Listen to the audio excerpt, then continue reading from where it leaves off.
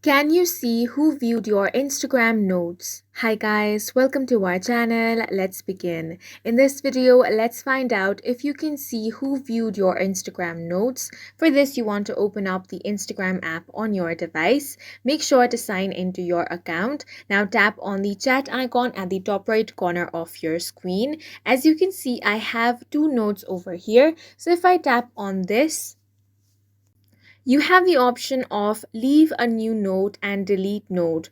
There is no option by which you can see who viewed your Instagram notes. That is because Instagram does not allow users to see who has viewed their notes.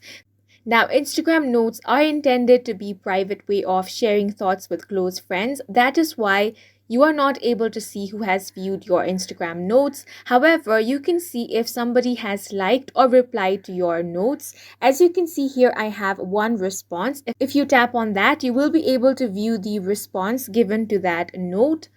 To see who liked your note, tap on the note to see a list of people who liked it. Now, when someone replies to your note, a conversation is started between you and them only. You can find these conversations in your inbox. And that's it for this video. If you found it helpful, please make sure to hit the like button and subscribe for more videos like this.